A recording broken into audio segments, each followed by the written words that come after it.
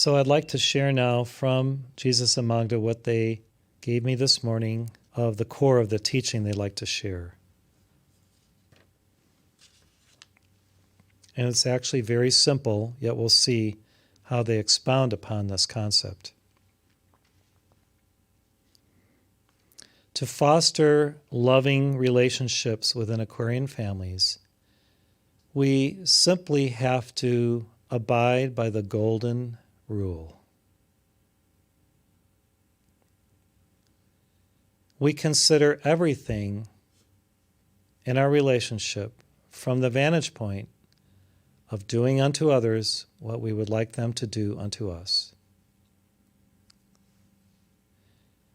If every word that we speak, we can say it to ourselves as if someone else were saying it to us, and we can feel okay about it. We can feel that it is couched in authenticity, truth, honor, integrity.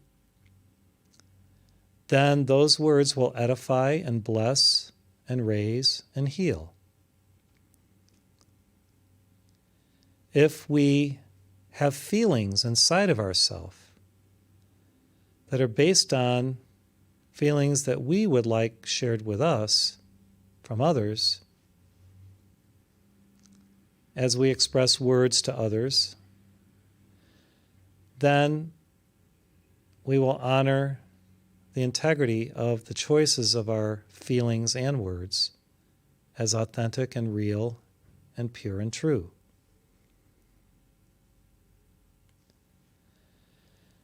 If we live in consideration of the golden rule in every interaction and every thought, feeling, word, deed, then we become Christ-like. So what Jesus and Magda say today is that the Christ is the golden ruler. The Christ is the golden ruler, sitting on the throne, ruling in accord with cosmic law. And the golden ruler encourages all of us to live by the golden rule and the standard of the golden ruler, which measures all in accord with what is balanced, harmonious, pure, and real. And so when we live as Christed beings, we follow this golden rule and we listen to and obey the golden ruler of our own Christ awareness. And then our relationships become virtuous, become worthy of sons and daughters of God. Long ago in the Heart Center, we had a wonderful heart stream where the Master asked us to consider everyone as a beloved. And we use this term for the Masters, beloved Saint Germain, beloved Mother Mary.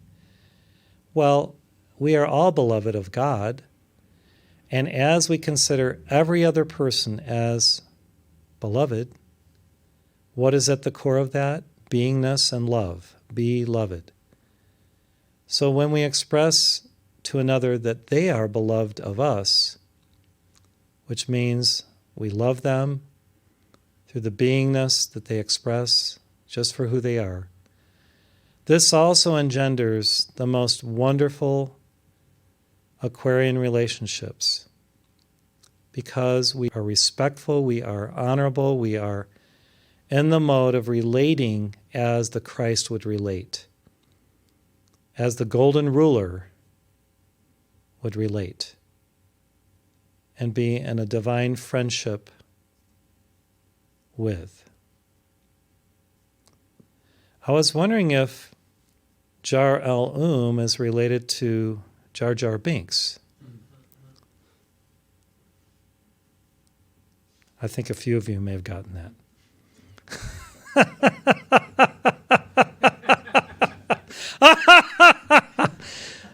So, such a serious matter about relationships, but we have to also have joy in relationships. Have you found someone as your beloved who brings you great joy and makes you laugh and makes you feel good about yourself? Or is the person always demeaning you and finding fault with you? That's something we have to assess and look at. If we find ourselves finding fault with another, the fault really lies within us. And so don't try to find fault in another. Find the belovedness in another, the light in another, the golden light within another, the virtue, the diamond crystal within another. Seek to find that, and your relationships will be wonderful, joyful, happy, full of respect and honor, and amazing things will happen when you come from a point of your own belovedness and your own goldenness. So, in our Heart Center, we have a ritual. It's the ritual of appreciation. And we're going to do this today here in our sanctuary, and you can do it there in Mexico in Betty's home, where each person has an opportunity to share something in the beloved that's to their right in this situation that they really revere, that they honor, that they observe as something that is just amazing and godly and beautiful. Now, notice the feeling and the energy in the room and the energy of gratitude and appreciation and thanksgiving that builds as this occurs, and how, as one person is sharing about another, you're considering also what you would say to that person. And you can beam that appreciation, that love, that honor telepathically and energetically also to wrap itself around that person and honor who they are as a Christ being, as a golden being, as a beloved. And that will amplify what one person is saying through the amplification of each one of us appreciating and loving that person. Now, the reason we're doing this today is because this fosters loving relationships. And do we do this with our family members, with our loved ones? Do we take time to actually just look into their beautiful face and eyes and say, I love you and I appreciate this about you? And if we do this daily, if we commit to doing this every day for a month, it will change the relationship for the better. And it will heal any schisms, any problems, any issues, and may even transmute things to the extent that you will find something absolutely miraculous occurring where you no longer feel a certain way about what somebody has done in the past to hurt you. You let it go. You don't let the memory of it continue to grate upon your psychology, your psyche, and bring you down or bring you a sense that, well, it's always going to be this way. The relationship is always going to have this problem behind it because I've observed this in this person for months, years, and decades, and they just won't change. Well, maybe we're limiting ourselves, and we can actually have a wonderful, amazing, alchemical, glorious, divine relationship if we let go of the past and embrace the divine future and the eternal now, where we recognize that, by God's grace, the golden ruler, the Christ within us and within that person, can heal and resolve and sanctify the relationship in a new perfect spiral of amazing alchemical joy. Now, Jesus says today, if we can let go of our past, the past hurts, the past issues, the past dynamics, and embrace the eternal now, right now, moving forward, looking at the relationship as if it were at the very beginning when we chose never to see anything bad about a person when we first entered a relationship, right? Remember what it was like when you first engaged. You just saw the amazing person that you desired to be with. You only looked for the good. You didn't observe the negative or the down or the problems. You only saw the good, the God, and you just desired to be with that person. Imagine that as an eternal state of being, Jesus says, and hold that as the new perspective, as the new ideal, as the new you and the other person, in a perfect form of communion, harmony, peace, abiding joy. And don't let your mind trick you into thinking that this isn't possible. It is possible. It's possible because the Ascended Masters have done this. They have amazing divine relationships with their beloveds, their twin flames, where there is no darkness, dissonance, or disagreement. There is perfect harmony. There is perfect love, perfect light. So if they can do it, we can do it. If they can have it in heaven, we can have it upon earth. We have to be determined. We have to protect ourselves, the relationship itself, both of us. We have to protect ourselves from limiting factors, from edgy energies that come from the world that at times creep in and may impact us. We have to protect our ability to choose to be with one another in the sanctity of this, so that together we are wed to this higher way and walk with God. And never again accept the fact that it can't be perfect, it can't be wonderful, it can't be harmonious. It can be. It's our choice to make it that way. It is our choice to either be beloved every moment and to hold the other beloved in his or her belovedness and golden light, or not. And my choice is to do that.